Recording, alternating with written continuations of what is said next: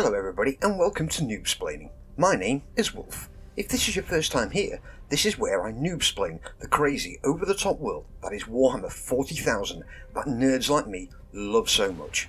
If it's not your first time here, then make sure you hit that subscribe button and don't forget to leave a comment on what you liked the most.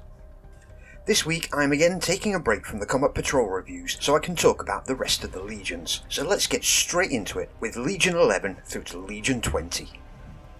So, starting off with Legion 11. Legion 11 is another Legion that is officially redacted, and their Primarch only known as the Purged. That's all we have officially.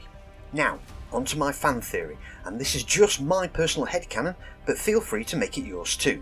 First of all, let's go back to Layman Russ of the Space Wolves, better known as Emperor Chrysa's personal executioner. Now, Layman really loved his brothers, but he's also an extremely loyal and good doggo, and completely unquestioned when Emperor Chris gives him a job, which is always go and kill that son of a bitch for me please and make it fucking messy. Now, something really bad happened to the 11th Primarch, either a horrible mutation or he had fallen to chaos, possibly both. So, Emperor Chris had Layman Russ purge him. This actually fucked with Layman's mind for quite a while, which is why when he had his 24-hour brawl with the Lion, he was just play fighting, and the Lion only won with a sucker punch. It's also why he didn't get his Legion to put Angron down, as he couldn't, or wouldn't, put his sons through the same mental trauma he went through by killing the 11th. Which is why he captured the 2nd Primarch, and thus Emperor Chris threw the 2nd into jail and made everyone forget he ever exists. Now, Layman and his wolves are insanely loyal, so by the time the Horus Heresy was in full throttle and it was fully known who had betrayed Emperor Chris, this angered Layman so much he got over his trauma and swore to kill all his traitorous brothers. He almost killed Magnus, but Magnus was teleported out at the last second, and I genuinely believe that if he had gone for round 2 with Horus, that Emperor Chris would not be the strain on the Imperium's healthcare budget that he has been for the last 10,000 years. But like I said, that's just my headcanon. 12th Legion, the World Eaters, are easily recognisable in their red armour with a brass trim. They were originally, however, called the Warhounds, and even back then they were fucking brutal psychotics. And when they found their Primarch Angron, they managed to somehow get even more violent.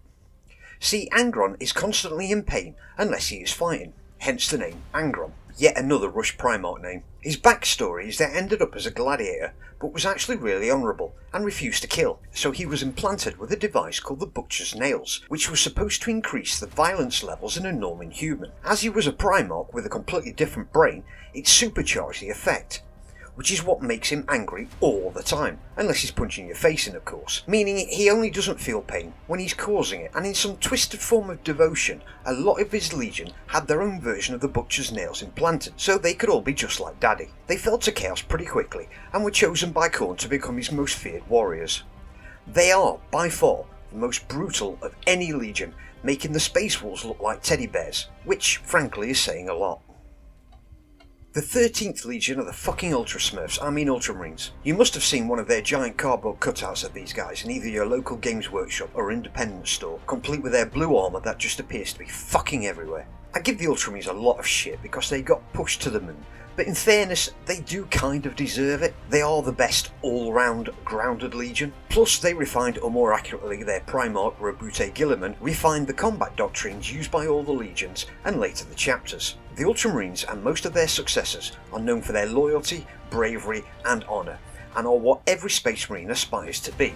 Also, we're told, in the grim darkness of the world of 40k, where there is only war, frankly, they just sound a bit fucking boring compared to the other Legions. And as they are, they have no skeletons in the closet, no dirty secrets of heresy to hide, no mutations or going psycho and conducting warfare in a civil manner or as civil as warfare gets, but definitely no shock assault tactics unless really, really needed. Overall, they are a great way to introduce someone to Space Marines, especially if that someone is mum and dad's wallet, paying for them as they are a really nice Legion. They are basically a safe pair of hands to try and sell this grim dark world to somebody completely brand new. They are also very much based on the old Roman Empire. That is, if the old Roman Empire loved playing with train sets. Their special skill is their ability to micromanage logistics.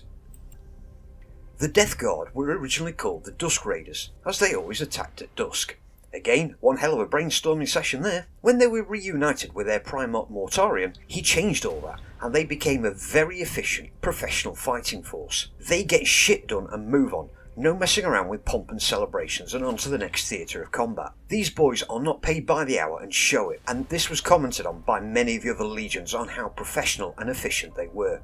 Then they fell to chaos, specifically the god of Nurgle, and they all had 2 words deleted from their collective vocabulary, those 2 words being personal hygiene. They went from a fast, efficient, if somewhat ruthless but effective fighting force, into a slow horde that is even tougher than normal Space Marines and loves spreading diseases. The Death Guard are a bit tougher than any other Space Marines, but are also somewhat slower, owing to the fact that most of them are walking bloated, disease-ridden corpses.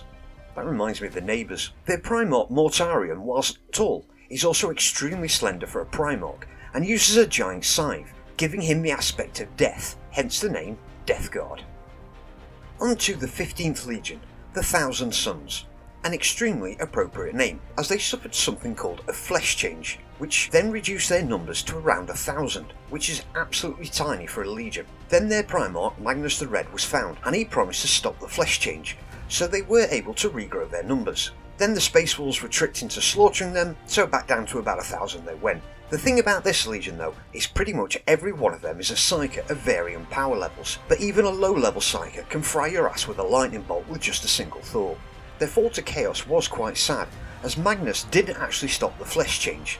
Tzeentch just stopped doing it to make Magnus arrogant enough so he could snare him. After the Great Crusade would have been completed, all of the Primarchs had roles they would fulfill in the Imperium. Rebute's job was to make sure the trains got there on time. The Lion's job was to act as protector. Layman would have continued being the executioner, and Magnus's job should have been the one sitting on the throne powering the Astronomicon, instead of Emperor Chris, thanks to him being a shish kebab now by Horus Lupercal. Which moves us nicely to the 16th Legion, the Sons of Horus.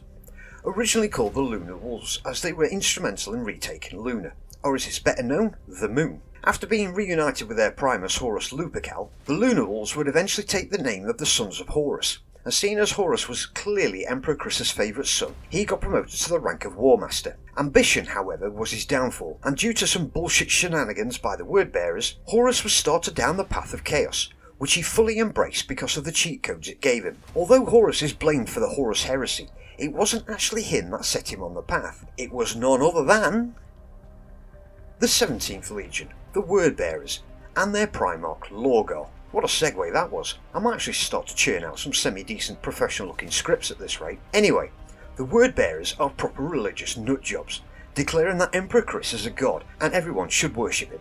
Emperor Chris didn't like this, as they were taking forever to make a world compliant, as they spent ages building up the religion of worshipping Emperor Chris as a god before moving on. So Chris went to see them with some Custodes and the Ultramarines. He made all the Wordbearers kneel at his feet with a single psychic thought, and got the Ultramarines to burn their home city down. Now that sounds more like a job for the Space Wolves to me, but it needed to happen by the Ultras for reasons later in the plot of the Horus Heresy. Anyway, Lorgar really needed to worship something, and seeing as Chris said he couldn't worship him anymore, he got really upset and sad, so took a gap year or 8 from the Crusade and had a trip around the galaxy to try and make himself feel better. On one of the planets he found a kind of portal to the wall, where he discovered 4 actual gods who would be very happy for him to worship them. Turns out they were the 4 Chaos Gods, but he didn't care as he just wanted to worship something. Lorgar was the first Primarch to be given the gifts of the Chaos Gods, and was a bit of an alpha test for them. However, even with those power-ups, he was still a bit of a wimp by Primarch standards. The 18th Legion are the Salamanders, and they have coal-black skin and red eyes.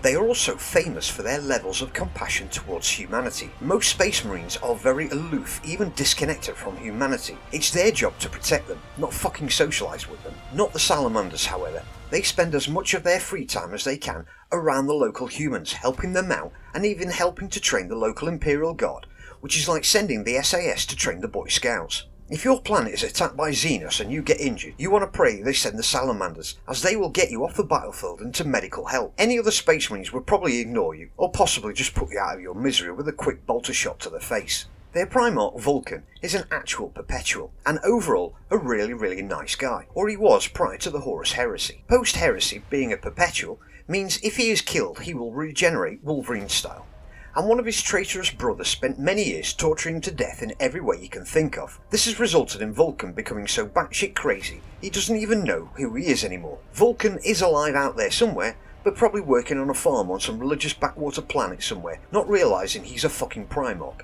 But my god, he can pull that plough real good. The 19th Legion are the Raven Guard, and their Primarch is Corvus Corax, which is the scientific name for a raven. Yep, that lazy naming happened again. The Raven Guard are the only other legion, along with the Space Wolves, that can move in complete stealth in full battle play, and some of the Raven Guard can even turn invisible as well. Well, not so much invisible, but more that you just don't notice them. They are still there, but it's hard to explain, so I suppose invisibility is the best way. But that's still a pretty impressive skill.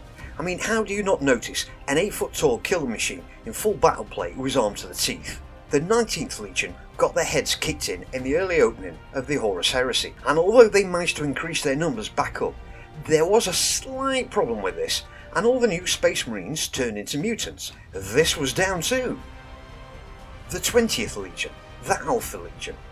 Although they can do traditional warfare, that's not how they prefer to fight. You see, the Alpha Legion are the epitome of sneaky bastards, and experts at espionage, infiltration and intelligence gathering. Ambiguous and secretive is the best way of describing them, and that's the way that I've always been depicted. Sometimes they appear like a pure traitor legion, others a loyalist legion pretending to be traitor, then as a traitor legion pretending to be loyalist, and on occasions even straight up loyalist.